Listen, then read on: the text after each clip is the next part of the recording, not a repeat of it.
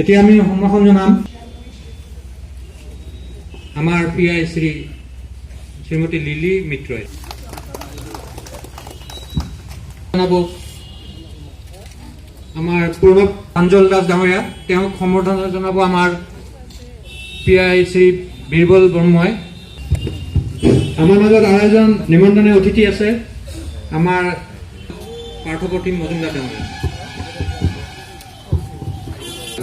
আজি কোকৰাঝাৰ আহি পাইছে ইণ্ডিয়াৰ, ইয়াৰ আগতে দুবাৰ হৈ গৈছে আৰু গুৱাহাটীৰ বিভিন্ন ভেন্যুত সৰু সজাই ষ্টেডিয়ামৰ পৰা আদি কৰি Barsapara Tayebulla hockey stadium, Nehru stadium, চব বিভিন্ন ভেন্যুত হ'ব।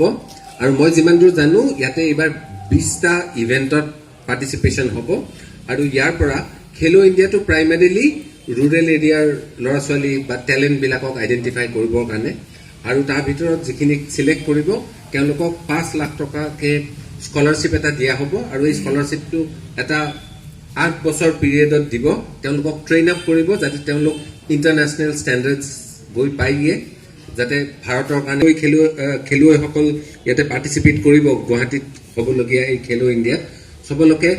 সকলোকে মই কোকৰাঝাৰ জিলাৰ হৈ আমাৰ আন্তৰিক শুভেচ্ছা দিছোঁ আৰু কোকৰাঝাৰৰো হয়তো মানে অংশগ্ৰহণকাৰী তাত থাকিব পাৰে, তেওঁলোকক বিশেষকৈ আমাৰ ফালৰ পৰা বেষ্ট উইচেছ দিছোঁ।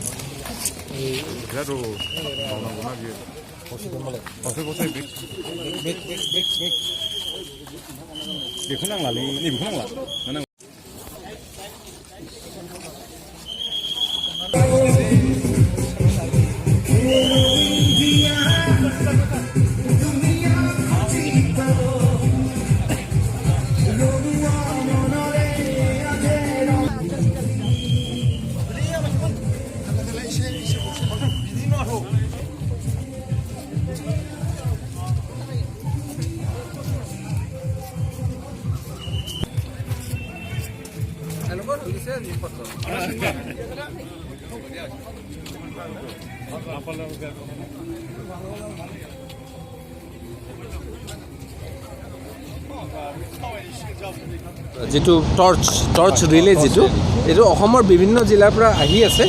ধৰক প্ৰথমতে গুৱাহাটী ফ্লেগ অফ হ'ল, তাৰ পৰা আমাৰ লোৱাৰ আছামৰ কাৰণে আমাৰ নলবাৰীৰ পৰা ইফালে আৰম্ভ হ'ল।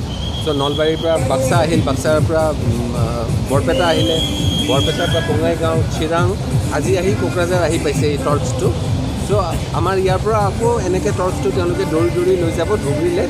চ' ধুবুৰীৰ পৰা আকৌ কাইলৈ ফ্লেগ অফ হ'ব। চ' আমাৰ ইয়াত আজি ফ্লেগ অফ কৰি দিয়া হ'ল টৰ্চটো। আৰু খেলো ইণ্ডিয়া আপোনালোকে জানে গুৱাহাটীত অনুষ্ঠিত হ'ব এই জানুৱাৰী মাহত 10 তাৰিখৰ পৰা 22 তাৰিখলৈকে চলিব। ইয়াত 20টা ডিচিপ্লিনত খেলা ধূলা হ'ব আৰু ইয়াৰ পৰা যিখিনি আমাৰ ভাল টেলেণ্ট, মানে 2টা কেটেগৰী আছে, এটা কেটেগৰী হ'ল আপোনাৰ under-21 আৰু এটা হ'ল স্কুলৰ ল'ৰা ছোৱালী। চ' ইয়াতে এই 2টা কেটেগৰীত টেলেণ্ট আইডেণ্টিফাই কৰা হ'ব আৰু এই টেলেণ্টবিলাকক যিবিলাকক আইডেণ্টিফাই কৰা হ'ব তেওঁলোকক 5 লাখ টকাকৈ এটা মানে ষ্টাইপেণ্ড বা স্কলাৰশ্বিপ হিচাপে দিয়া যাব, যিটো তেওঁলোকে ধৰক 8 বছৰ পিৰিয়ডত পাব। আৰু এইখিনি পিৰিয়ডত তেওঁলোকক আন্তঃৰাষ্ট্ৰীয় লেভেলৰ ট্ৰেইনিং দিয়া হ'ব। চ' এই ট্ৰেইনিংটো লৈ পেলাই তেওঁলোক যাতে একদম ইণ্টাৰনেশ্যনেল ষ্টেণ্ডাৰ্ডত পাৰ্টিচিপেট কৰিব পাৰে, তাৰেই উদ্দেশ্য এই খেলো ইণ্ডিয়াটো। আৰু খেলো ইণ্ডিয়াত এইটো 3rd এডিশ্যন, ইয়াৰ আগতে 2বাৰ হৈ গৈছে আৰু এইবাৰ অসমৰ সৌভাগ্য যে এইবাৰ খেলো ইণ্ডিয়া আমাৰ অসমত হ'ব। আৰু এই টৰ্চটো আমাৰ যিমান জিলা আছে অসমৰ 33খন জিলা চবৰে মাজেৰে এই টৰ্চটো মানে গৈ আছে। টৰ্চ অলপ ষ্টেণ্ডাৰ্ডৰ ইণ্টাৰনেশ্যনেল ষ্টেণ্ডাৰ্ড ভেন্যু লাগিবতো।